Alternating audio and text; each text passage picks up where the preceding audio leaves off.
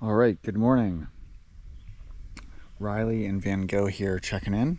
It is Saturday, July 6th, day number 65 of our AT thru hike attempt. We are starting from mile number 889.6, I believe, just south of the Doyle's Run overlook parking area. And this was our campsite last night. Trail is right over there, and we're going that way. Yeah, so this is not an established campsite, but there was just this, I saw this side trail coming in here, and I was looking everywhere for a campsite, and this just seemed like flat enough ground that I was able to set my tent up on. So that's what we were able to find, and it worked out fine for us.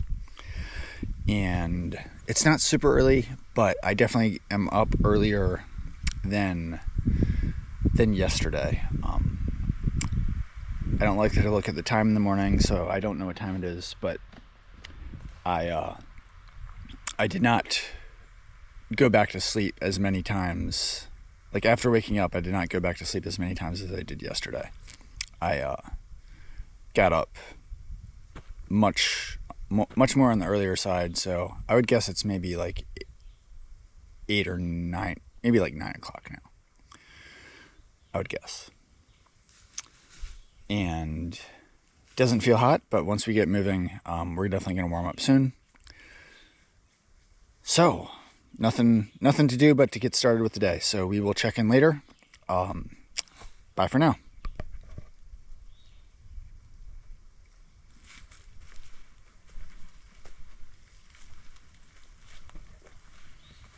How's it going, buddy? Hey, good boy here. Good boy.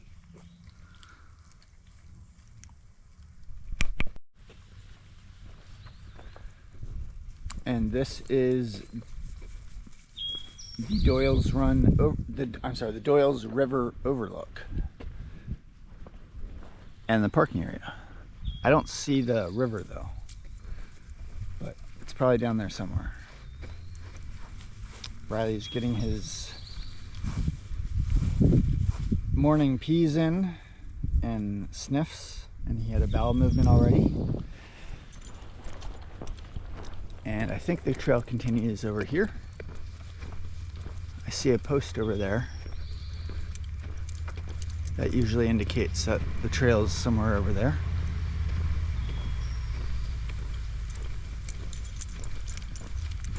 Let's see what this guy says.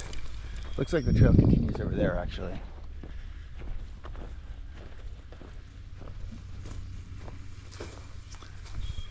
What does this say? Yeah, this does not have the metal band on it.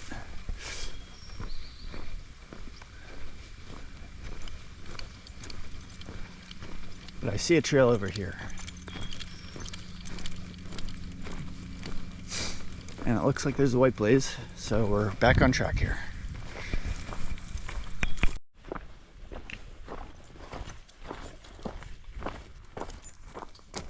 So Riley and I are walking by Loft Mountain Campground now. Trail is right here. Riley. All right, stay behind me. So the campground is up to our left. There's no visible evidence of it right now, but we've passed by several tents that are still set up. And I passed by a guy who's, there's also several side trails that kind of lead down from the campground to the AT. And there's lots of little overlooks on our right side, none visible right now. We might actually be past the campground now at this point. But I was seeing lots of tents. So that was kind of cool. I think that means it's still somewhat early in the morning, since not all the tents are packed up yet. But perhaps people just leave them up like all day long if they're staying multiple days. And upcoming, I believe, is still the camp store and the wayside for Loft Mountain. So we'll check in later. All right, Riley. All right, Riley and Van Gogh here, checking in. The day is progressing just fine. I think it's probably a little after 4 p.m. and it's been another hot one. We got off to as I said earlier, we got off to definitely an earlier start compared to yesterday, and so that definitely helped. It was, by the way, this is a nice, I've been seeing lots of these beautiful bushes of red berries. These are actually, I've been calling them raspberries, but they're actually wine berries, I believe, which are very similar to raspberries. And it's very tempting to stop and pick a bunch of ripe ones whenever I see a nice collection like this. All right, that's good, I think. That's good.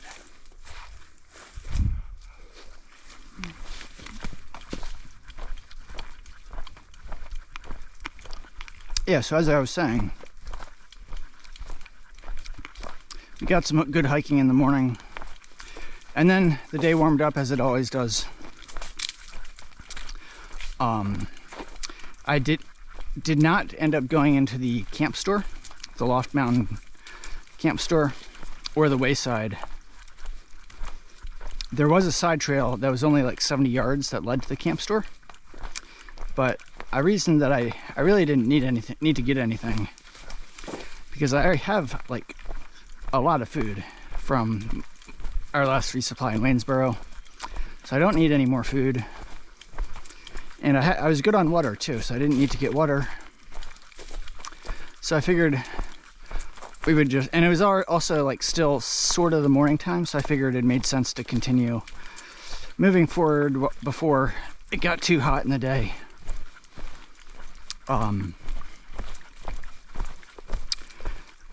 And we ascended a mountain leading up to something called the Fraser Discovery Trail. And by that point, it was pretty hot out. Riley and I were pretty warm, and Riley was breathing heavily, so I decided to take a break up there, partly because with the intersection with the Fraser Discovery Trail, there was a good bit more room on the side of the AT for Riley and I to take a break, and it was a nice shady spot. And during our break, hello Riley. Riley's stopping for a nice bathroom break here. All right, so I will, I'm gonna clean this up. I'll check in later.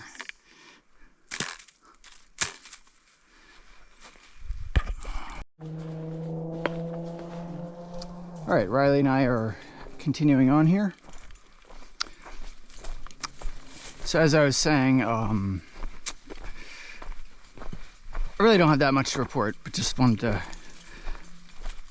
talk about how the day's going. So as I was saying, we took a break shortly after, well, yeah, a little bit after. Oh, that's a beautiful, beautiful, beautiful wineberry here. This one and this one, very nice.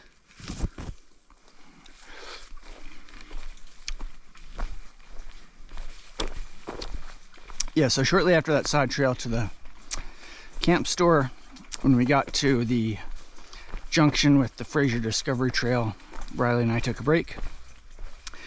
And while we were there, up walked Jim and Jim, who I mentioned a couple days ago that Riley and I had met. These two hikers, both named Jim, and they go by Jim and Jim. So it was cool to see them again. They actually passed us last night after we were already in our tent. So after we were in our tent, Riley and I, it was completely dark. I was still up doing some stuff, but I saw this light that was illuminating our tent. That was clearly from somebody's headlamp. And it was slightly concerning me, and it was concerning Riley as well, because when you're in your tent and it's totally dark out at night and you see this light that's shining on your tent, you have no idea who it is. Most likely it's just another hiker that's passing by, who's just looking at your tent, and his headlamp is just shining through your tent wall, and then it'll go away in a little bit. Most likely that's what it is, but you can't be sure. It could be someone who wants to do something bad. Anyway, so nothing bad happened, but for the brief period that the light was shining into our tent, it was a little concerning.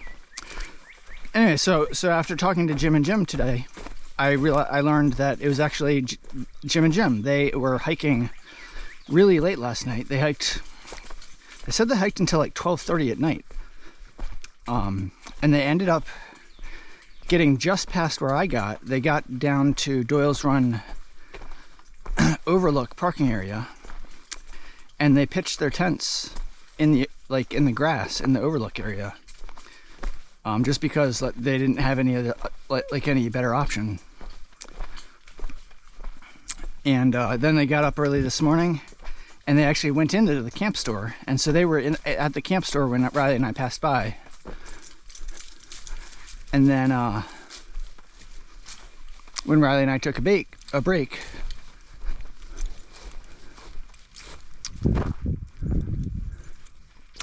Jim and Jim were able to catch up to us. Okay, so we are now at Simmons Gap. The AT continues that way, but Riley and I are going to head down to the Simmons Gap Ranger Station, because Riley, come on, man. Oh, Riley wants to walk in the grass. I just say Riley like that because he's pulling on me. I'm trying to walk in one direction, and he's pulling in another direction, and I can't walk. And of course, that's probably how Riley feels, way more than I do, when I'm pulling on his leash and he's trying to walk in some direction and he can't. Anyway, so we're going to the Simmons Gap Ranger Station because there's a water spigot, and Riley and I are out of water, but we're out of water because I knew that we could fill up here. Hold up, buddy. Watch out, Riley. Watch out, buddy. Riley. So there's 6.1 miles to go on the trail to get to the next shelter, which is called High Top Hut, and that's where the next water source is. So Riley and I definitely need water, and I figured this would be an easy walk. It's only supposed to be 0.2 of a mile down this road, and there's not much easier a walk that you can get than just walking on a nice paved road. Anyway, so it was great seeing Jim and Jim again. They're really nice guys. Seems like there's another car coming here. We'll just pull off to the side. Hey there, how are you doing? Doing fine. Doing all right? Yeah, we're just, I heard there's a water spigot that we could fill up on water at the ranger station. Is that correct? Yeah, there might be. There's a law enforcement officer back there. He could probably direct you to where that is back. Okay, thank you so much. You're Yep, welcome. appreciate it. Yep, have a good one. You too. Come on, buddy.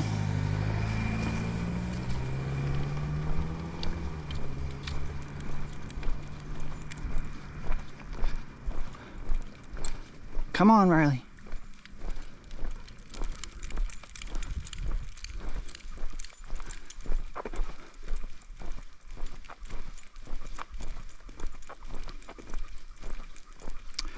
Okay, yeah, so as I was saying, after Jim and Jim walked up, then that gave Riley some motivation to continue on. So when they were ready to keep going, Riley and I hiked on with them. And man, so many cars. This is a busy road. All right, I'm gonna turn my camera off and we'll check in later.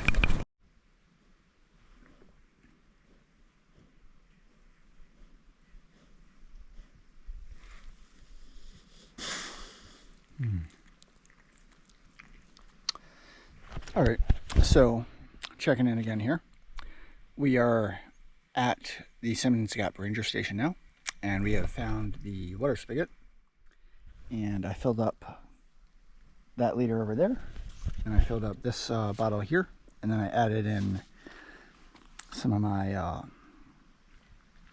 grape flavored electrolyte water enhancer, so it tastes nice and good. And we're just taking a break while I hydrate up here, and I'm gonna give Riley some food and water as well. Anyway, so as I was saying, we met up with Jim and Jim again and hiked on with them for a bit. They have a cool strategy where they get up super early in the morning. Apparently, they'll often get up at like 4:30 a.m. or 5 a.m. But I think they usually try to get up at 4:30 a.m. and hike with their headlamps while it's still dark out to take advantage of the cool weather. And then in the afternoon, they take a dedicated multi-hour break when it's most hot out for like 3.5 hours, I guess. So today we got to, this is my guidebook here. Today we got to here, Ivy Creek Overlook, which was 1.6 miles before Pinefield Hut. And they decided, so this is like a parking area on Skyline Drive with an overlook. And there's usually a nice flat grassy spot with some shade. And they just set up their tents.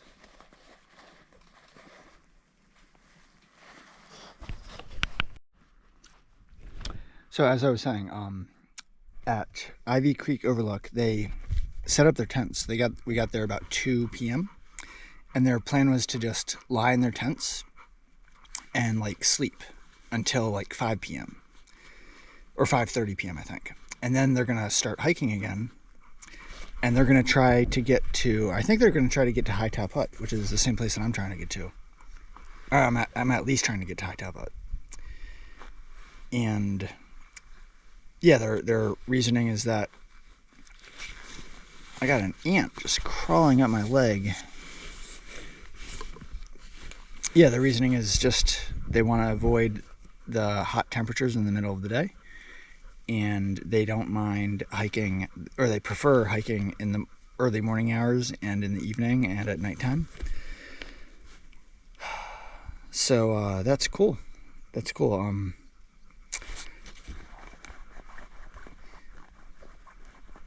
For Riley and I prefer, like, I definitely agree with trying to take advantage of hiking during the cooler temperatures, but I also don't like just totally not hiking, like, for 3.5 hours in the middle of the day. I would prefer to take a break more, like, when we need it, and find a shady spot to take a break when we need it, but still hike when we're able to. Especially if there's another hiker that's giving Riley some motivation to hike. And always, obviously, like, monitor how much Riley's breathing, and when he might need a break based on that.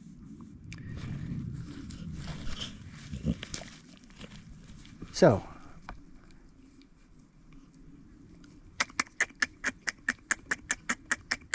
trying to think if there's anything more for you to say. There was another hiker named Jim who hiked on after Ivy Creek Overlook, which is why Riley and I were able to continue.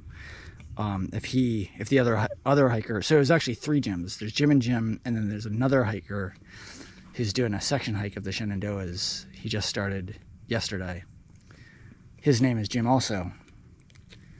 And if he wasn't there, then Riley would have just wanted to stay at Ivy Creek Overlook. I'm just killing a tick here that I saw walking up my water bottle. But because the third Jim was there and he was hiking on, that's why Riley and I were able to continue on.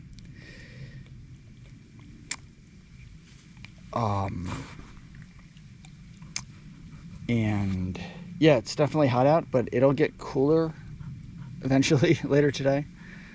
I understand that there's like no chance of rain tonight, so that's good to know. I heard that from the third Jim that we hiked on from Ivy Creek Overlook with.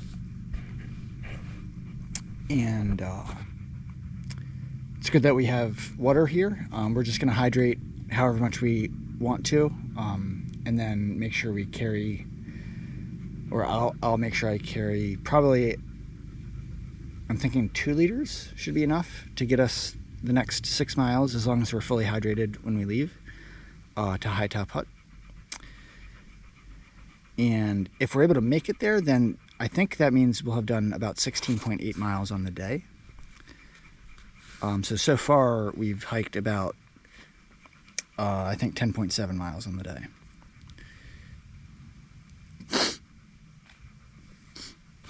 So we'll see if we're able to get there. I think we should be able to.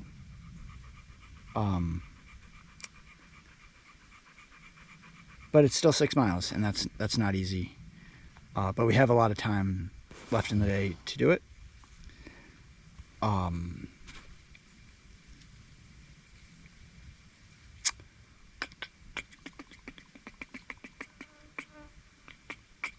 Also, during one of our breaks earlier, one of the gyms from Jim and Jim, he said that they're actually doing a resupply tomorrow. So he offered me some of his excess food, and there's another tick that's crawling on my AT guide that I'm gonna kill as well. I have no problems with killing ticks. Yeah, so he had some excess food, so he gave me some Fritos. And I'm normally not a Frito eater. They're not my preferred snack chip, but when I'm out on the trail, as I've mentioned before, there's not many foods that I don't like, and the Fritos were, he gave me a good amount of Fritos, and the Fritos were just absolutely delicious. The salty and crunchy flavor was really nice to eat. And he also gave me 2 packets of maple and brown sugar cream of wheat, which is something relatively new for me. I hardly ever eat cream of wheat. I usually am an oatmeal person.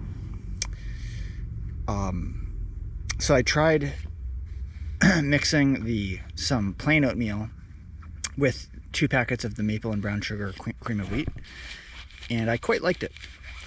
I like how the cream of wheat like clumps up, and it's more filling than I expected. So I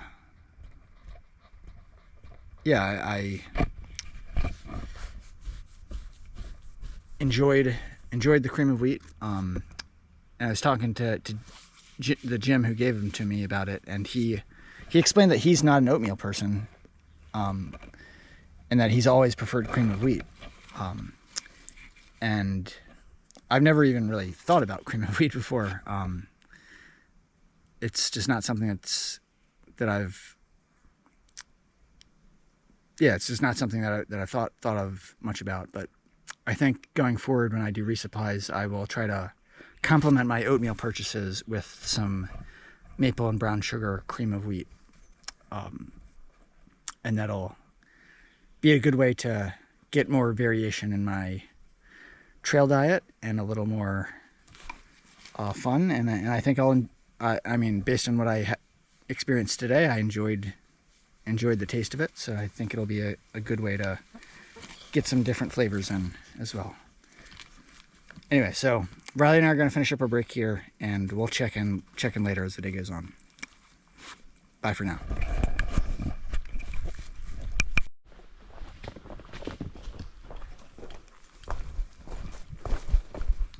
All right, another little update on the day. I think it's about 7:30 p.m. now, and Riley and I left the Simmons Gap Ranger Station, I think about 5:45 p.m.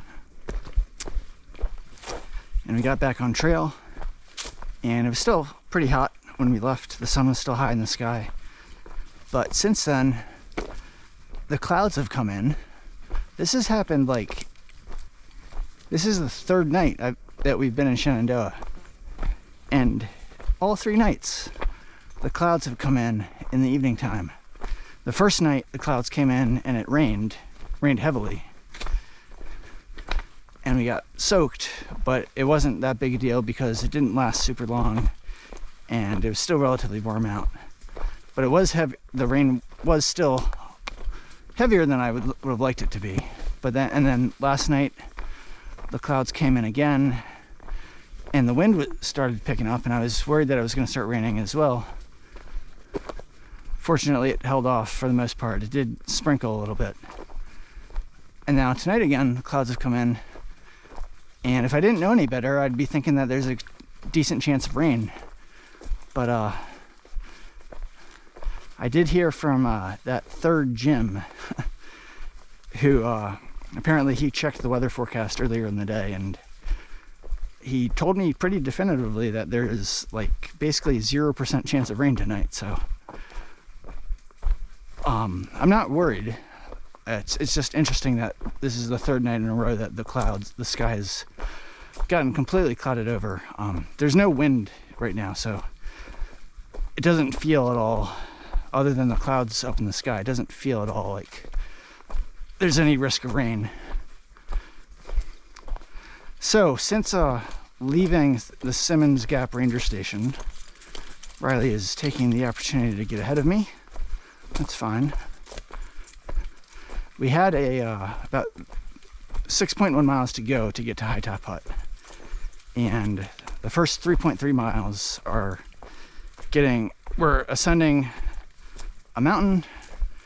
I don't know that there was a name for the mountain, and then descending down to a place called Powell's Gap. And so we're on the descent now into Powell's Gap, and once we get down there, then we'll have another 2.8 miles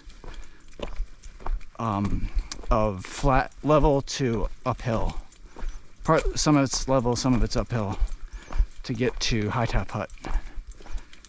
But I looked on Far Out earlier, and after High Top Hut, there's a further ascent of about 0.6 miles to get to the top of whatever mountain we're on. I'm guessing it's High Top Mountain. I'm not totally sure. But there's another 0.6 miles to get to the summit of whatever mountain we're ascending at that point. And I believe there are several tent sites on the summit of the mountain. So if we are able to, assuming we're able to get to High Top Hut, it seems like it should be doable to go to another 0.6 miles if we're not too tired, and we can try to find one of those tent sites. So that's my preliminary plan. Our preliminary plan for the evening.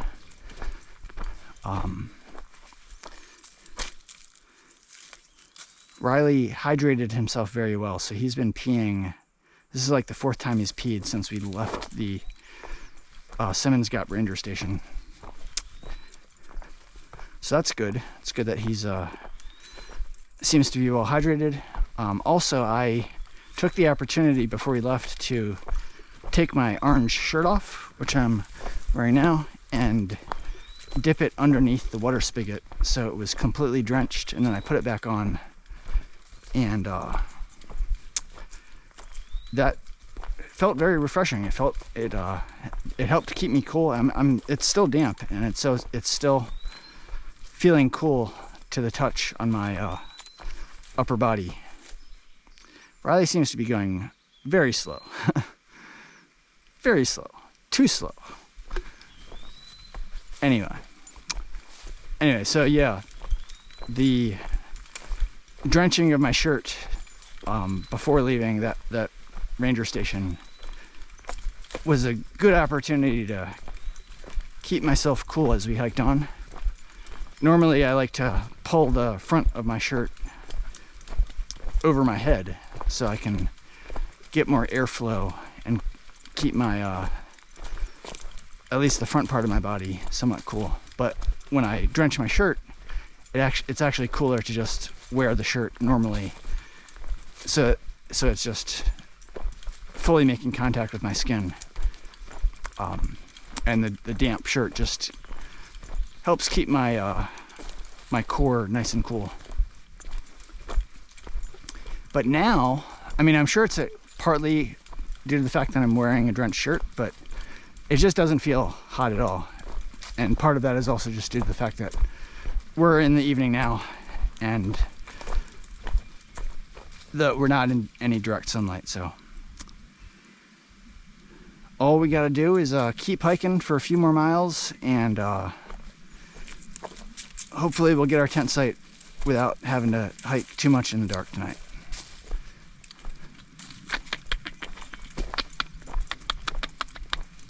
The trails in Shenandoah, for the most part, are very pleasant, kind of like this. I think the hardest section of Shenandoah, that, based on what we've done so far, that I can remember, is that very first section from Rockfish Gap to McCormick Gap. I say that because there were several stretches of the terrain there that were fairly rocky. Fairly rocky. I mean, the sections we've done since then have had several ascents and descents, which are challenging just because ascents are challenging, but the actual terrain has not been an additional challenge. The terrain has been mostly packed dirt, and when it has been rocky, it's not been like overly rocky. So that's all I got for now.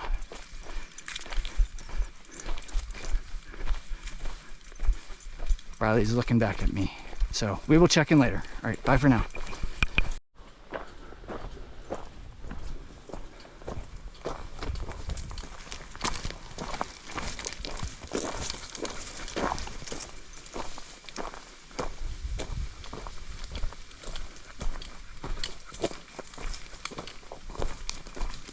So we made it to Powell. I'm not sure if it's Powell Gap or Powell's Gap, but either way, we made it there earlier, and we ascended. We did a somewhat steep ascent, and now we're hiking on level ground, somewhat rocky. The sun is setting in the background. From Powell's Gap, my guidebook tells me that we should have 2.8 more miles before getting to High Top Hut. But before then, we are going to cross something called Smith Roach Gap, I believe, in 1.6 miles from Powell's Gap.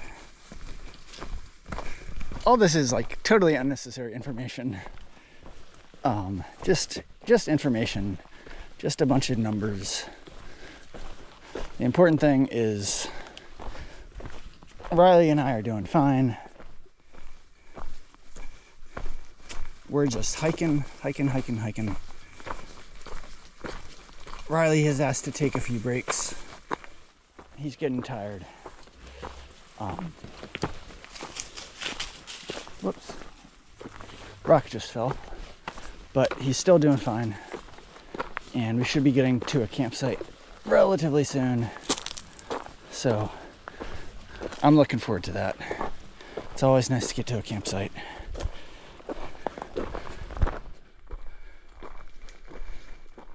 But we still got some work to do, so we'll check in later.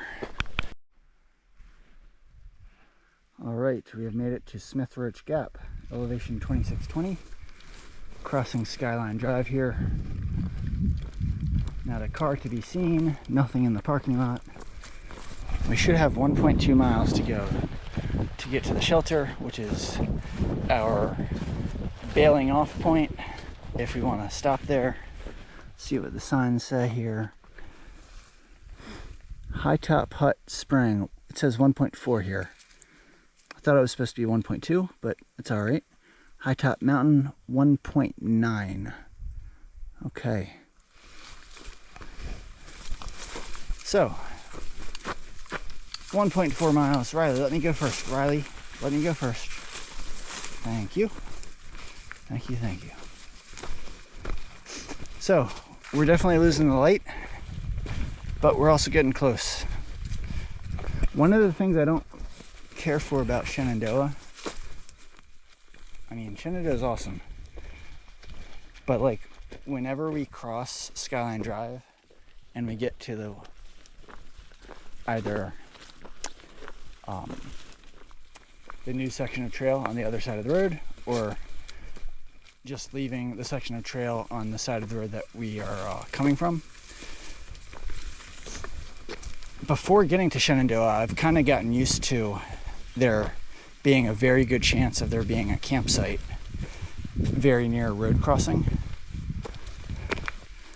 Riley, what? Yeah, kind of gotten used to. It's often the case that before Shenandoah, if you're crossing a road, there's a very high probability that there's some type of campsite that you can look forward to if you need a campsite. But whenever we're crossing Skyline Drive, it's very rare that there's a campsite on either side of the road. You have to just keep on hiking and get to wherever your destination is. So just something to be aware of. So this says High Top Hut Spring 1.6. Okay, so that's interesting. On the other side of the road, it said 1.4. Riley, please let me go. And now it says 1.6. So, all right, we'll check in later. We're getting there.